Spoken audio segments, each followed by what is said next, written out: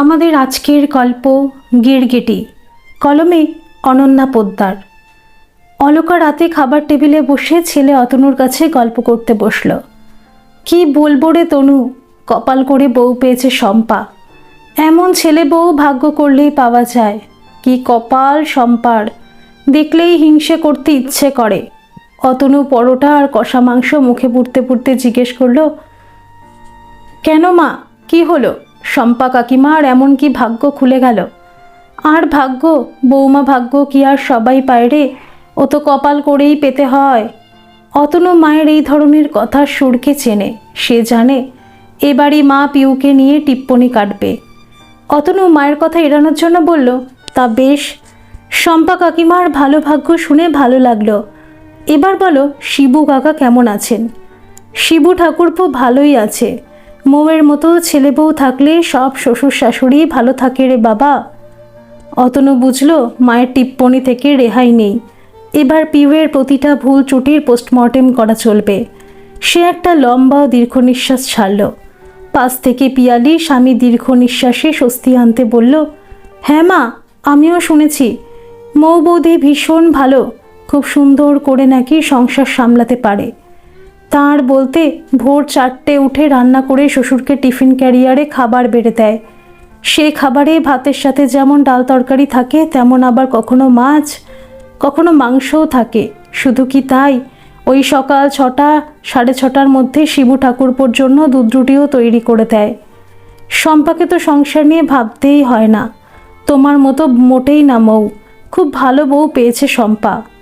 7-8 মাস আগে বিয়ে হয়ে আসা পিয়ালি জানে যেই পার্থক্যের কাহিনী তার শাশুড়িমা ঠিক তুলবে। জগৎ সংসারে সবার বাড়ির মেয়ে বৌমা ভালো, শুধু তার কপালটাই দুর্ভাগ্যে ভরা। এবারেও তার অন্যথা হয়নি। নৈহাটি থেকে ফিরে পিয়ালির শাশুড়ি একই সুরে কথা বলে চলেছেন। সে পিয়ালি যত স্কুলের সার্কেল ইন্সপেক্টর হয়ে 132টা স্কুল সামলাক না কেন, সংসার সামলানোতে যে সে একেবারেই শূন্য লাভ করেছে, সেটা ক্ষণে ক্ষণে অলকা বুঝিয়ে দেন। কিন্তু তাতে পিয়ালির কিছু যায় আসে না। অতনুকে ভালোবেসে যখন বিয়ে করেছিল সে, তখনই সে জানত তার শাশুড়ি মা কেমন হবে। বিয়ের আগে অতনু বলেও ছিল আলাদা থাকার ব্যবস্থা করবে, কিন্তু পিয়ালি রাজি হয়নি তাতে। পড়াশোনা করার মতো কঠিন কাজটা যখন সে করতে পেরেছে, তখন রান্না করা বা সংসার সামলানোর মতো সহজ কাজটাও সে নিশ্চয়ই শিখে যাবে। শুধু সময়ের অপেক্ষা। বিয়ের 8 বছর অতিক্রান্ত। পিয়ালি এখন নৈহাটিতে পোস্টিং পেয়েছে। কলকাতা থেকে রোজ যাতায়াত করে। বর্তমানে সে শুধু অতনুর ঘরণী নয়, ঋদ্ধিমা আর ঋষভের জননীয়। তবুও সংসারে সে এখনও বেশ অপটু, অন্তত শাশুড়ি মা তাই বলেন। চাকরি সামলিয়ে 2টি যমজ সন্তানকে মানুষ করতে বেশ হিমশিম খেতে হয়েছে পিয়ালিকে। কিন্তু জীবনের প্রতিটা সমস্যার বাকি সে তার স্বামীকে তার পাশে পেয়েছে। তাই জীবনের এই কটা বছর পিয়ালি অতনুর পিউ হয়ে বেশ আনন্দেই কাটিয়ে দিয়েছে। মাঝের এই বছরগুলিতে অতনুর মায়ের অন্যান্য ভাসুর দেওরদের ছেলেরা তাদের বউদের নিয়ে আলাদা সংসার পেতেছে। শুধু বাকি আছে এখন অতনু আর পিয়ালি। যেই মৌয়ের নামে অলকা এত সুখ্যাতি করতেন এক সময়, সেই মৌ বৌদিও আলাদা বাড়ি করে শ্বশুর শাশুড়ির থেকে সরে পড়েছে। আলাদা হওয়ার কারণটা যে কে, সেটা এখনও অজানা। তবে ঘর ভাঙার দোষটা সাধারণত যে মানুষটার উপর চাপিয়ে দেয় সমাজ, এখানেও সেটার ব্যতিক্রম কিছু হয়নি। তবে পিউ বিশ্বাস করে মৌ বৌদি এসব কিছুর জন্য কোনোভাবেই দায়ী নয়। সে যাই হোক, বর্তমানে নৈহাটিতে শিবু কাকা আর শম্পা কাকিমার বাড়িতে সবার নিমন্ত্রণ।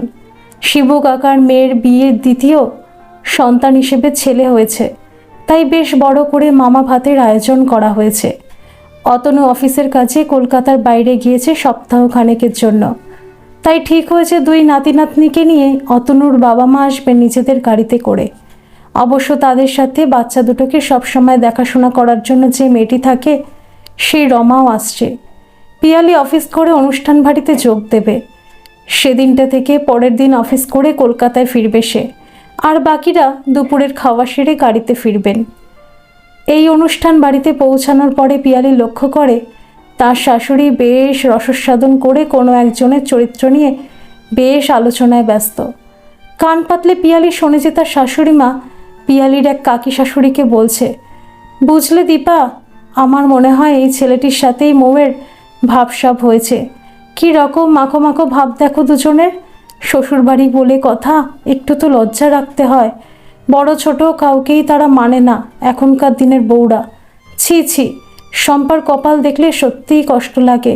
অত আদর করে বউটাকে পুষেছিল আজকের দিনে দেখবে বলে। পাশ থেকে জায়ের কথায় খানিক সন্দেহ টেনে দীপা কাকিমা অলকার কথার জবাব দিতে বলে ওঠে, ব্যাপারটা বোধ হয় ঠিক নয় দিদি। সুজয়ের যখন হার্ট অ্যাটাক হয় তখন সুজয়ের এই বন্ধুটি প্রচুর সাহায্য করেছে ওদের। না হলে সুজয়ের ট্যুর আর ট্রাভেলের ব্যবসা মুহূর্তেই নষ্ট হয়ে যেত। সেই সময় এই ছেলেটি পাশে না থাকলে মৌ বড় বিপদে পড়ে যেত। কি যে বলো দীপা, বিপদে কেন পড়তো? শম্পা শিবু কি মরে গেছিল নাকি? বলি, বাপ মায়ের চেয়ে বেশি কেউ আপন হয় নাকি? আমি তো শুনেছি সুজয়ের ওই হার্টের ব্যামো হয়েছে বউয়ের এই নষ্ট চরিত্রের জন্য। পুরুষ মানুষ কি এসব সহ্য করতে পারে বলো? শাশুড়ির পিছনে দাঁড়িয়ে শাশুড়ির রং বদল দেখছিল পিয়ালি আর মনে মনে হাসছিল। এমন সময় দীপা কাকিমার মেয়ে রুমকি বলল, জানো বৌদি, জেঠি মাঝে মৌ বৌদির এত নিন্দে করছে তার 16 আনাই মিথ্যে। বরং সুজয়দাই এক্সটার্নাল অ্যাফেয়ার্সে জড়িয়েছিল। আমি নিজে দেখেছি সব কাণ্ড কারখানা। পিয়ালি বেশ অবাক হয়ে তাকায় রুমকির দিকে। রুমকি ফিসফিসিয়ে বলে চলে, আমি একবার মেডিকেল ক্যাম্পের জন্য দীঘা গিয়েছিলাম। নিউ দীঘার বিচে আমি নিজে দেখেছি সুজয়দা আর সুজয়দার রিসেপশনিস্ট আপত্তিকর অবস্থায় বসেছিল। আমি বাড়ি এসে মাকে সব বলেছিলাম। মা আমাকে কাউকে কিছু বলতে বারণ করেছিল, তাই কাউকেই আর কিছু বলিনি। মায়ের কাছে শুনেছিলাম মা বৌদি সুজয়দার এই অ্যাফেয়ারটাকে মেনে না নিয়ে খুব অশান্তি করেছিল। নিজের ছেলের কলঙ্ক ঢাকতে শম্পা কাকিমা মৌ বৌদির চরিত্র নিয়ে কথা বলছে, আর শম্পা কাকিমার সাথে তালে তাল মিলিয়েছে জেঠিমা। এতদিনের ভালো মৌ বৌদি কেমন এক নিমেষেই খারাপ হয়ে গেল দেখো। সেই তো দেখছি রুমকি, একটা সময় ছিল যখন এই মৌ বৌদির গুণগান করে তোমার জেঠিমা আমায় রাত দিন অপমান করতেন। মানুষের চরিত্র কি রকম আজব, তাই না? যতদিন মৌ বৌদি সবার জন্য করে গেল ততদিন শম্পা কাকিমার মতো অমন সৌভাগ্য কারোর ছিল না। আর যখন মৌ বৌদি নিজেরটুকু বুঝে নেওয়ার চেষ্টা করলো তখন মৌ বৌদির চরিত্রকে কলঙ্কিত করতেও ছাড়ল না এরা। কি অদ্ভুত সব মানুষের দল। আর মৌ বৌদিকে পুষেছে মানে মৌ বৌদি বাড়ির খোটে বাঁধা গরু বা কুকুর বিড়াল নাকি যে পুষেছে বলছে। এদের দেখছি আর অবাক হচ্ছি। পিয়ালির কথায় রুমকি হেসে মজা করে বলল, তুমিও সাবধানে থেকো বৌদি। প্রথম থেকেই তো তুমি জেঠিমার পছন্দের ছিলে না, তার উপর চাকরি করো। কোন দিন আবার তোমার কোন প্রতিবাদের শাস্তিস্বরূপ তোমার চরিত্র নিয়ে না কথা বলে বসে। এদের দিয়ে কিন্তু কোনো বিশ্বাস নেই। ননদ বৌদির হাসির কলতানে সেদিনের কথা ওখানেই চাপা পড়ে যায়। কিন্তু পিউ বোঝে অলকা শম্পা কাকিমার সাথে বেশ জোটবদ্ধ হয়ে মৌ বৌদির বিরুদ্ধে আসরে নেমেছে। নিজেরা নারী হয়ে আরেক নারীর চরিত্রে দাগ লাগিয়ে যাচ্ছে কি করে, সেটাই ভাবতে বড় অদ্ভুত লাগে পিয়ালির। মাঝখানে আরও কিছু বছর কেটে গেছে। মাঝে মধ্যে বিভিন্ন অনুষ্ঠানে মৌ বৌদির সাথে সৌজন্যমূলক দেখা সাক্ষাৎ হয়েছে পিয়ালির। দুই জায়ের মধ্যবর্তী কথোপকথনও ছিল খুব স্বাভাবিক। সেখানে কোথাও শ্বশুর বাড়ি বা স্বামীর নিন্দা ছিল না, বরং শম্পা কাকিমার সাথে অলকার প্রতিটা দেখা সাক্ষাতেই বেশ জমাটে নিন্দে চলত ছেলে বউয়ের নামে। সেই প্রমাণ বহুবার পেয়েছে পিয়ালি। এর মধ্যে হঠাৎ করে খবর আসে সুজয়দার আবার হার্ট অ্যাটাক হয়েছে। কলকাতার নার্সিংহোমে নিয়ে আসলে জানা যায় দুটো ব্লকেজ আছে, প্রায় 90%। তাই তৎপর স্টেন বসাতে হবে। অসুস্থ হয়ে নার্সিংহোমে ভর্তি হলে মধ্যবিত্তের যেটার উপর ভরসা থাকে সেই স্বাস্থ্য বিমার জন্য প্রথমে খুব একটা সমস্যা হয়নি। কিন্তু ইনসেনটিভ কেয়ার ইউনিটে থাকার সময় সুজয়দার ব্রেন স্ট্রোক হয়। ফলে চিকিৎসার খরচ মুহুর্মুহু বাড়তে থাকে। শিবু কাকা আর শম্পা কাকিমা 1.5 লাখ টাকা দিয়ে আর 2 দিন নার্সিংহোমে এসেই ছেলের প্রতি সব দায়িত্ব সেরে ফেলেছিল। নার্সিংহোমের 12 লাখ টাকা মেটাতে মৌ বৌদি এক এক করে নিজের সব গয়না বিসর্জন দেয়, কিন্তু শেষ রক্ষা হয় না, সুজয়দা মারা যায়। সুজয়দা চলে যাওয়ার যত না শোক থাকে তার থেকেও বেশি আঘাত আসে যখন মৌ বৌদি নিজের মেরুদণ্ডটাকে সোজা করে দাঁড়ায়। সুজয় দা ট্রাভেল কোম্পানিটা বন্ধ করে নিজের নামে একটা পার্লার খোলে মৌ বৌদি। শম্পা কাকিমারা মৌ বৌদিকে চাপ দেয় ওদের নতুন বাড়িটা কাকা কাকিমার নামে লিখে দিতে, কিন্তু মৌ বৌদি রাজি হয় না। তার বক্তব্য, বাড়ি যখন সুজয়ের নামে ছিল তখন তার অবর্তমানে এ বাড়ি আমার। শুরু হলো এ যুগে সীতার চরিত্রে লাঞ্ছনানা। সর্বকালের বংশের সেরা বৌমা হয়ে গেল চরিত্রহীন। গোটা নৈহাটি জেনে গেল শিবনাথবাবুর একমাত্র পুত্রবধূর চরিত্রের ঠিক নেই। মাঝে মধ্যে কলকাতা থেকেও ফোন যায় শম্পা কাকিমার কাছে মৌ বৌদির নষ্টামি আর শম্পা কাকিমার পোড়া কপালের গল্প শোনার জন্য। পিয়ালি সব চুপচাপ দেখতে থাকে। সময়ের সঙ্গে চারপাশের মানুষগুলি কেমন করে একের পর এক রং বদলে চলেছে। এত কিছুর মধ্যেই একদিন পিয়ালিরা জানতে পারে যে মৌ বৌদি আবার বিয়ে করছে। খবরের বাস্তবতা জানতেই প্রথম পিয়ালি কাউকে কিছু না জানিয়ে মৌ বৌদির বাড়ি গিয়ে ওঠে। দরজা খুলে পিয়ালিকে দেখে মৌয়ের প্রথম কথা থাকে, এ কি পিউ, তুমি এখানে? সবাইকে জানিয়ে এসেছো নাকি লুকিয়ে এসেছো? আমার সাথে মিশলে আবার তোমার চরিত্র না খারাপ হয়ে যায়। 40 বছর বয়সে আর কি চরিত্র খারাপ হবে বৌদি? আর অতনু আমাকে জানে, চেনে। অতনুকে ছাড়া আর কাউকে জবাবদিহি করতে আমি বাধ্য নই। আমাকে তোমার ঘরে ঢুকতে দেবে না? আমার দুয়ার খোলা আছে পিউ, তোমার আশায় মানা থাকলে আমার কাছে তোমার আদরের অভাব হবে না। চা পর্ব মেটার পর পিয়ালি কোনো ভনিতা না করে নিজের কথাটাই পারে। যা শুনছি সেটা কি ঠিক বৌদি? তুমি আবার বিয়ে করছো?